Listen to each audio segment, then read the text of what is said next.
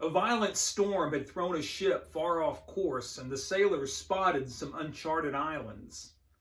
About half a dozen islands rose up out of the South Sea waters, and the captain ordered the men to drop anchor and to go ashore.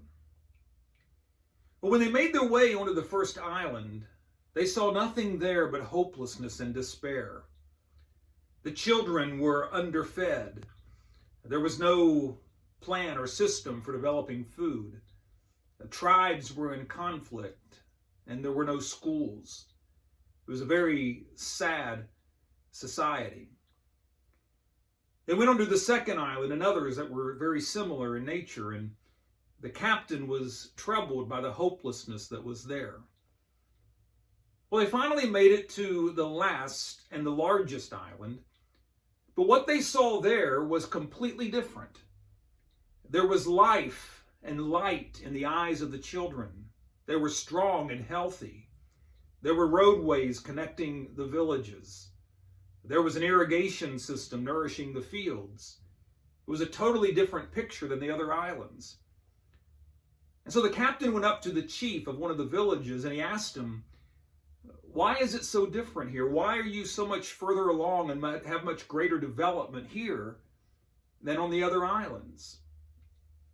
And the chief of the village said, "It's because of Father Benjamin. He taught us everything from agriculture to health. He built schools and clinics and taught us how to dig wells." And the captain said, "Well, take me to see Father Benjamin."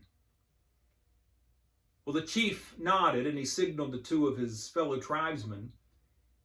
And he said to the captain, "Follow me." And they took the captain along a jungle ridge to an expansive clinic. There were many clean beds and a well-trained staff. They showed the captain shelves full of medicine and medical supplies. And the captain was quite impressed. But he said, "I haven't seen Father Benjamin. Please take me to where Father Benjamin lives." Well, the chief looked at his two friends with a confused look. They spoke among themselves. And they said to the captain, "Come with us." And so they took the captain to the other side of the island and showed him a series of fish ponds. Some canals had been built to connect the fish ponds to the ocean, and when the tide would rise, fish would come into the ponds and they would trap them there for food. Well, the captain was quite impressed. He met many of the people there that were running the fish ponds, but there was no sign of Father Benjamin. And he was beginning to think that maybe he wasn't making himself clear. So he said to the chief, "I still don't see Father Benjamin. Would you please take me to see Father Benjamin?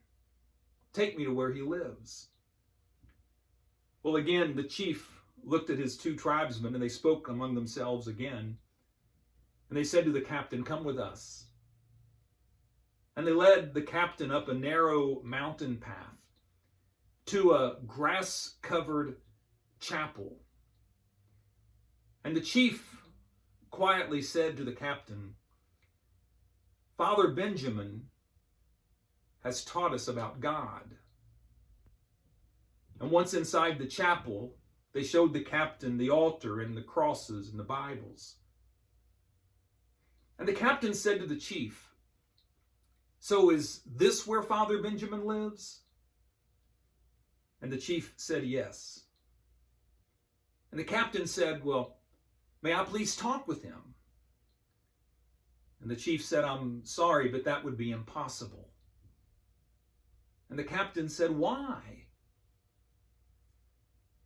"Because he died several years ago." And the captain was very confused. He said, I asked you to take me to where Father Benjamin lives. And you showed me a clinic, some fish ponds, and now a chapel. But you said nothing about his death." And the chief said, "Well, sir, you didn't ask about his death. You asked to see where he lives, and we showed you. In Hebrews 11, the Bible says of Abel that though he was dead, yet he still speaks.